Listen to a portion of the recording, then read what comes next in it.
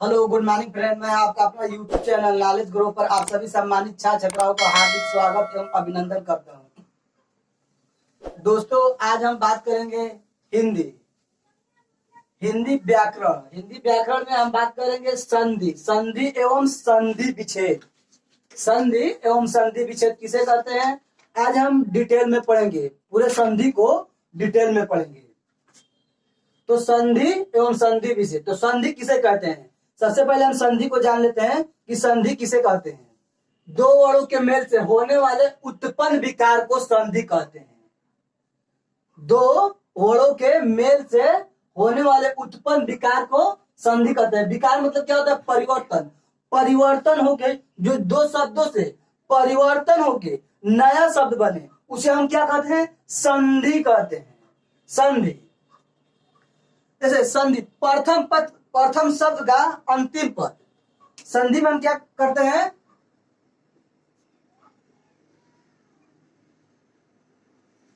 प्रथम शब्द का अंतिम पद।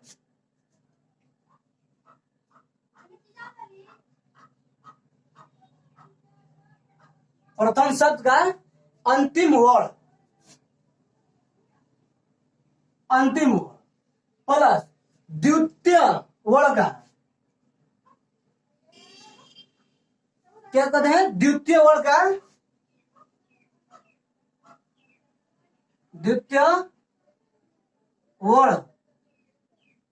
का प्रथम शब्द या प्रथम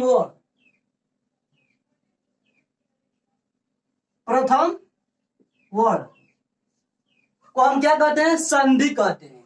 जो इसे विकार परिवर्तन होकर उत्पन्न होता है उसे हम संधि कहते हैं।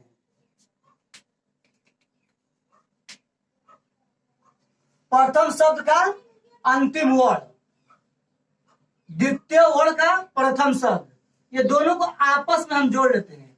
आपस में जोड़ने से जो विकार परिवर्तन होता है उसे हम संधि कहते हैं।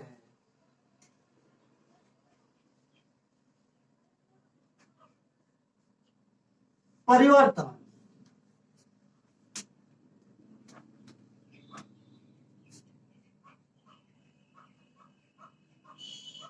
विकार उत्पन्न।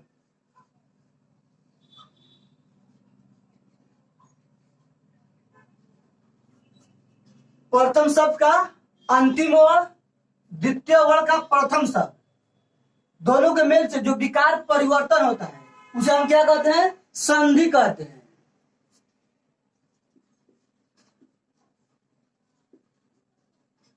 जैसे कोई एक शब्द ले लेते हैं, जैसे हिम प्लस आले। हिम प्लस आले, हिम प्लस आले,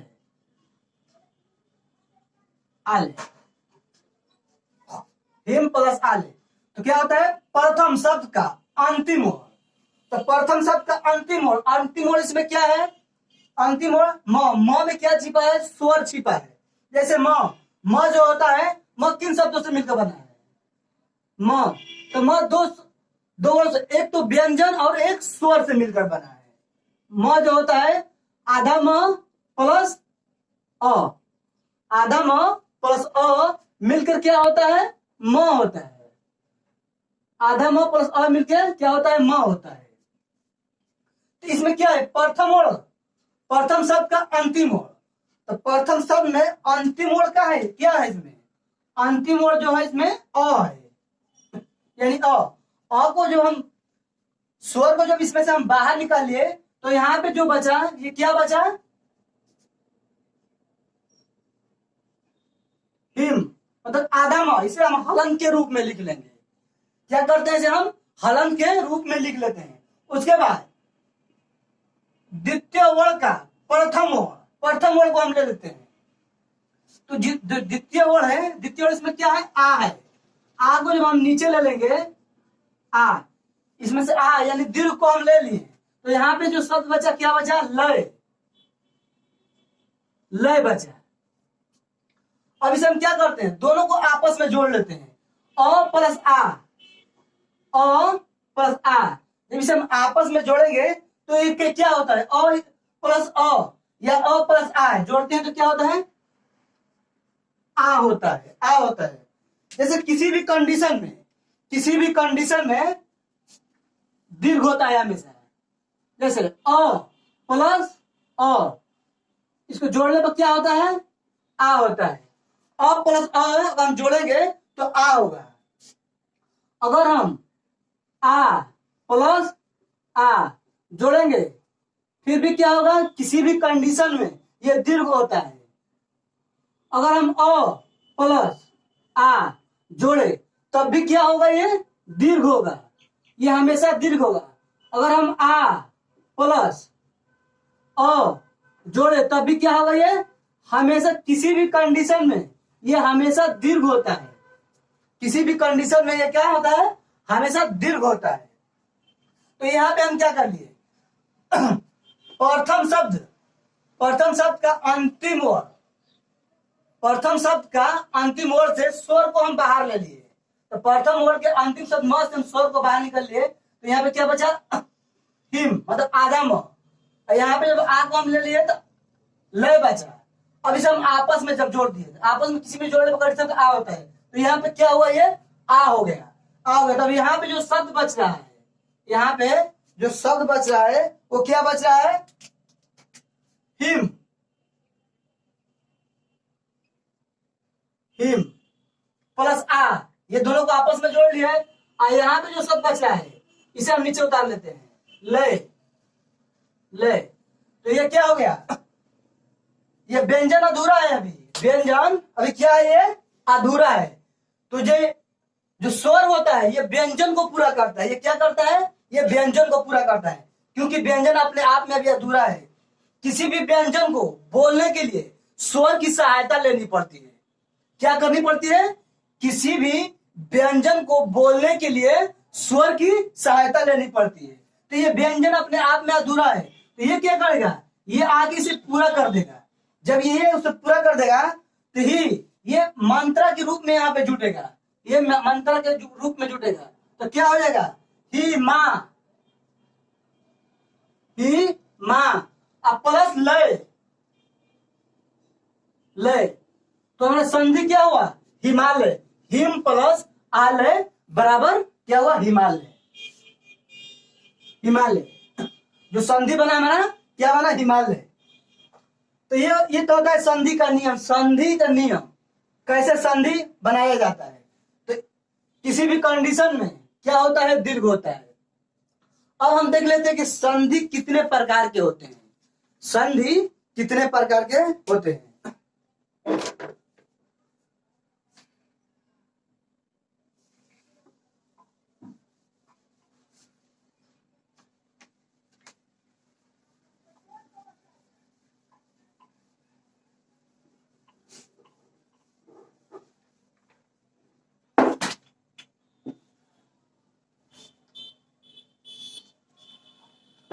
संधि कितने प्रकार के होते हैं, तो संधि के प्रकार अब हम पढ़ेंगे।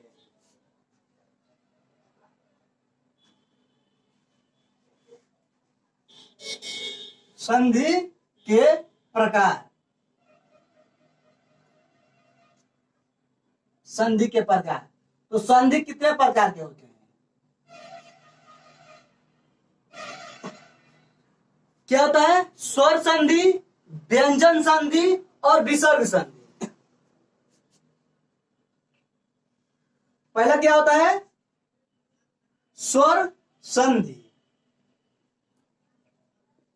स्वर संधि। और जो दूसरा होता है वो क्या होता है, व्यंजन संधि,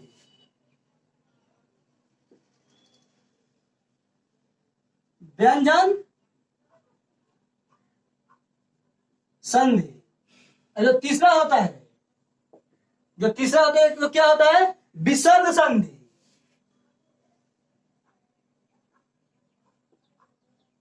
विसर्ग, विसर्ग संधि। तो संधि कितने प्रकार के होते हैं, 3 प्रकार के होते हैं, स्वर संधि, व्यंजन संधि और विसर्ग संधि। तो इसमें क्या होता है संधि के प्रकार? तो संधि 3 प्रकार के होते हैं, स्वर संधि, व्यंजन संधि और विसर्ग संधि। स्वर, व्यंजन और विसर्ग संधि 3 प्रकार के होते हैं। अब जो स्वर संधि होता है, ये स्वर संधि जो होता है ये 5 प्रकार के होते हैं। स्वर संधि, स्वर संधि 5 प्रकार के होते हैं। दीर्घ स्वर संधि, दीर्घ स्वर संधि, इसमें पहला होता है दीर्घ स्वर संधि और दूसरा होता है वो क्या होता है गुण स्वर संधि। गुण स्वर संधि, संधि, गुण स्वर संधि। और तीसरा क्या होता है वृद्धि स्वर संधि।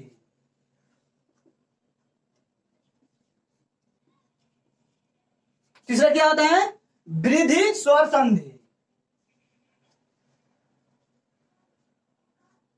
वृद्धि स्वर संधि, वृद्धि स्वर संधि। और जो 4 नंबर होता है चौथा क्या होता है यण स्वर संधि। यण स्वर, यण स्वर संधि।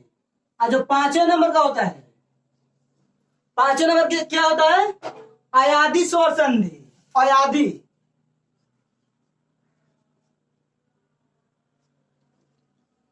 अयादि स्वर संधि, स्वर स्वर संधि। तो संधि कितने प्रकार के होते हैं? संधि 3 प्रकार के होते हैं, स्वर संधि, व्यंजन संधि और विसर्ग संधि। तो इसमें क्या होता है स्वर संधि।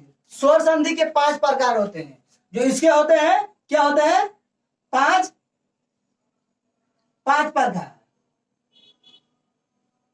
5 प्रकार स्वर संधि के 5 प्रकार होते हैं। 5 प्रकार में कौन कौन से होते हैं?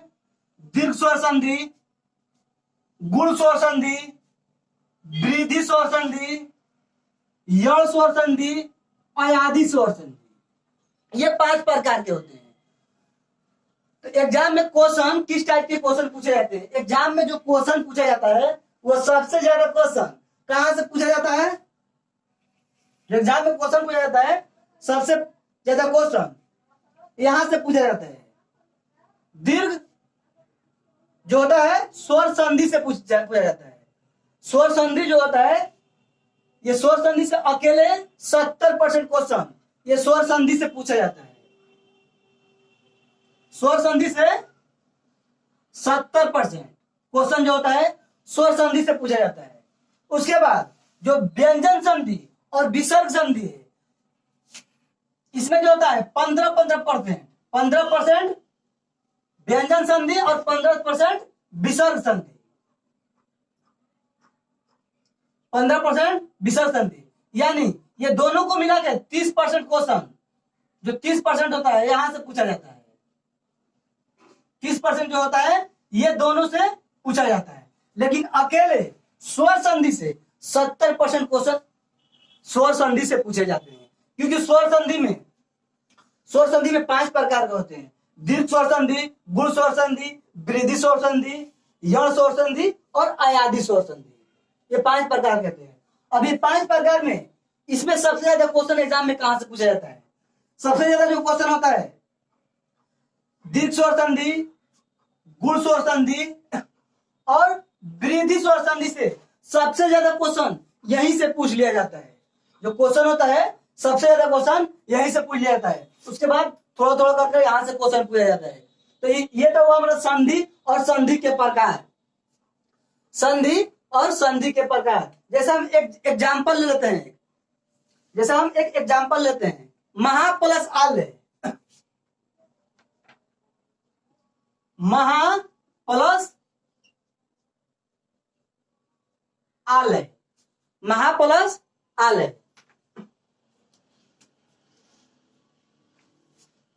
सॉरी इसे हम नहीं लेंगे, महा प्लस आल नहीं, हिम पर हम क्या लेते हैं, महा प्लस आत्मा। जैसे मैं एक एग्जाम्पल ले लेते हैं, महा प्लस आत्मा।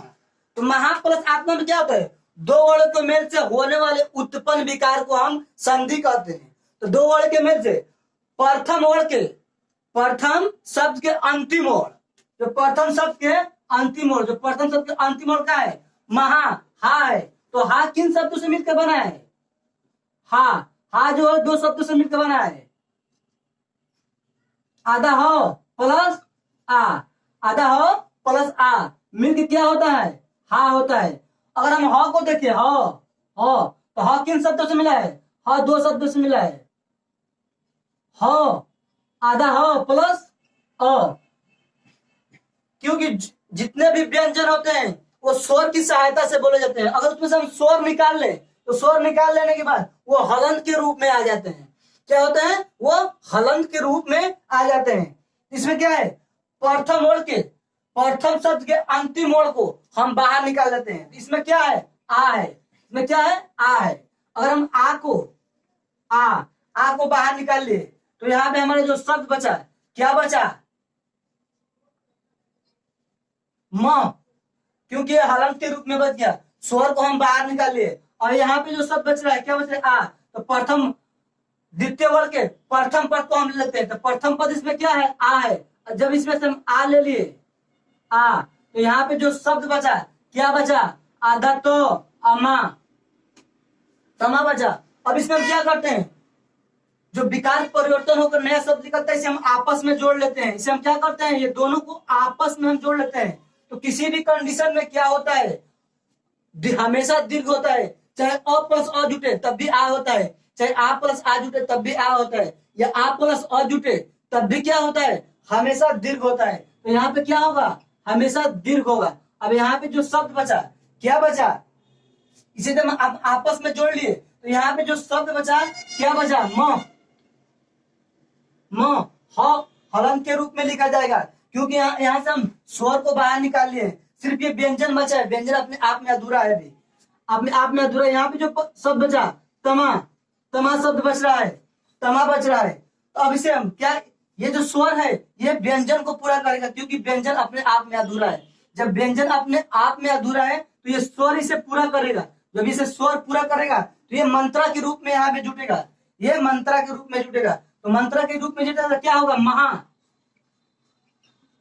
महा, ये आगे से जोड़ लिया तो क्या हुआ, ये महा होगा, क्योंकि मंत्रा के रूप में जुटा। क्योंकि देखिए इसमें से हा से आ को हम बाहर निकाल लिए, इसमें स्वर को बाहर, यहाँ पे स्वर को बाहर निकाले तो ये क्या, आधा हलंत के रूप में बचा। तो यहाँ पे ये हलंत के रूप में है। तो जब इसे इसमें जोड़ेगा तो जब फिर से ये हा हो जाएगा, तो क्या हो गया, हा हो गया। अब प्लस यहाँ पे अब क्या बच रहा है, तमा, तो यहाँ पे तमा शब्द ले लिए। तो हमारा जो संधि होगा क्या बनकर आया, महात्मा। तो इसे हम क्या कहते हैं, संधि कहते हैं। दोस्तों हम अपने अगले वीडियो में स्वर संधि, अगले वीडियो में स्वर संधि में दीर्घ स्वर संधि, गुण स्वर संधि, वृद्धि स्वर संधि, यह स्वर संधि और अयाधि स्वर संधि को डिटेल में पढ़ेंगे।